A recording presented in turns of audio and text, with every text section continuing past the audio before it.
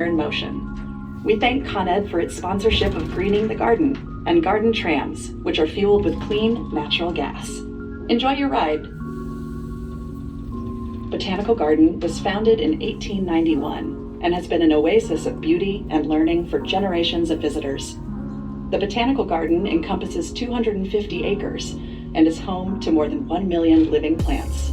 It is one of the foremost gardens in the world and was named a National Historic Landmark in 1967.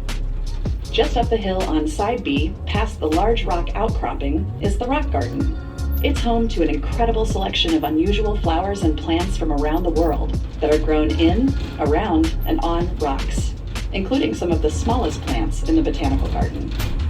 On Side A, you'll see a collection of pines and other cone-bearing plants. That's the Arthur and Janet Ross Conifer Arboretum. There are more than 1,000 pines, spruces, firs, and other conifers in this collection, including many venerable trees planted in the 1890s, right after the garden was established. Beyond the conifers lies the Botanical Garden's crown jewel, the Enid A. Howell Conservatory, completed in 1902. Inside, you can explore an acre under glass, a journey that takes you from tropical rainforest habitats to dry deserts. Filled with thousands of plants, it is an absolute wonder and the anchor for the garden's exhibition program. Ahead, at the top of the hill, is the Lester T. Mertz Library Building, completed in 1901. In front is the Lillian Goldman Fountain of Life, which was inspired by the Baroque fountains of Rome. This library is home to more than 11 million items. The oldest is a manuscript from 1190. We also have field notebooks from botanists who went to uncharted regions in search of rare and new species. It's the largest and most active botanical and horticultural library in the world. While scientists from across the globe come to do research here, the library is open to everyone. It's a great place to learn several exhibitions each year, which explore the deep connections between gardening and the humanities. You can also visit the science exhibitions in this building to learn more about the work of our cutting-edge researchers. Walk. These are tulip trees, named for the green and yellow springtime flowers that resemble tulips. This memorable planting was named a New York City landmark in 2009, along with the library building and Fountain of Life. According to garden lore, the tulip trees planted here came from a single mother tree, which is the largest tree in the LA, and it's just one of the thousands of trees across the landscape that are older than the garden itself. The rest of the tulip trees were planted in 1905 under the direction of the garden's founding director, botanist and taxonomist Nathaniel Lord Britton. Britton and his wife, Elizabeth Knight Britton, herself a distinguished botanist, were leaders of the movement to create a grand botanical garden in New York City in the late 19th century. Elected officials and civic leaders to create a public garden dedicated to science, education, and horticulture. A master plan for the garden to allow for the planting of beautiful and diverse collections, while preserving the natural beauty of the landscape. More than 125 years after its founding, the garden staff remain dedicated to preserving the natural and horticultural beauty of the landscape. They care for thousands of mature trees, plant hundreds of thousands of bulbs, annuals, and perennials, mow 75 acres of turf, and clip a mile of hedges to maintain this green oasis in the middle of New York City. It is also a center for research and home to scientists and graduate students who are working to understand plant diversity and save the plants of the world. As they travel the globe, they might be collaborating with local partners in Brazil to preserve the rainforest, or recording the medicinal uses of plants in the South Pacific. At home, they document native plant species in the Hudson Valley and Central Park. Species and document where plants grow. This area is called Twin Lakes. A century ago, people used to flock here to swim in summer and ice skate in winter. Today, birds flock here, especially water birds and seasonally migrating species.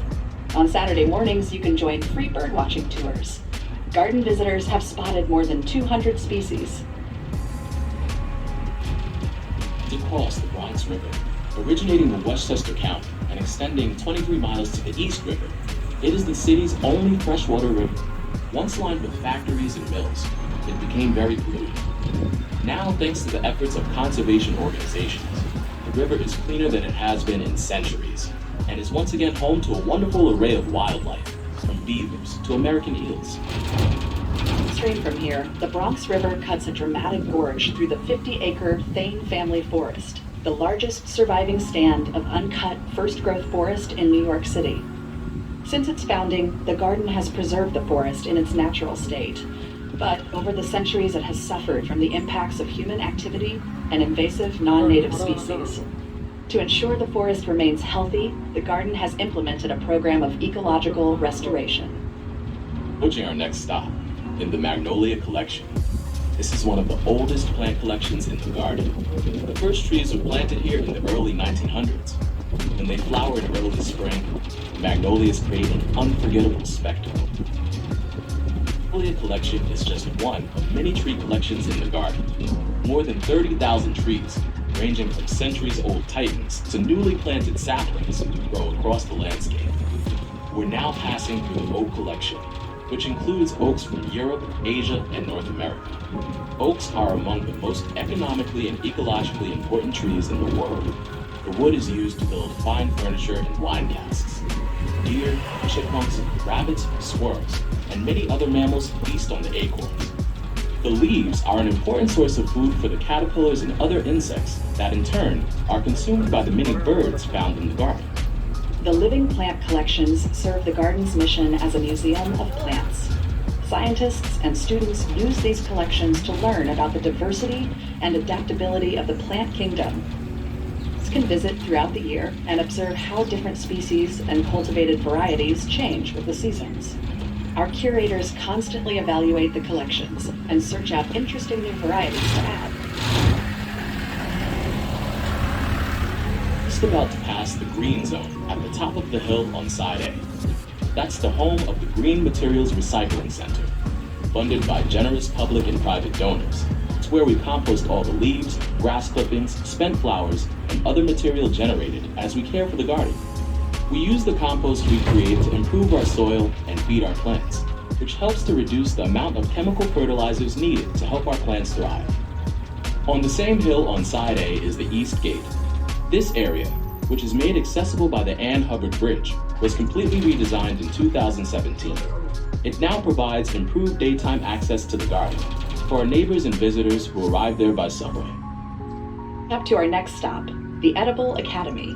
This unique place was completed in 2018 and brings together the Ruth Howell family garden, which has been located on this site for more than 30 years, with new year-round facilities that offer life-changing programs for local children and their families. It's a place where kids can dig in the soil, play with worms, learn what it takes to make a garden thrive, and maybe even want to eat their vegetables. Cooking demonstrations offer plenty of nutritious fun for adults and kids alike. The New York Botanical Garden occupies was once owned by the family of Pierre Lorillard, who made his fortune in the tobacco industry.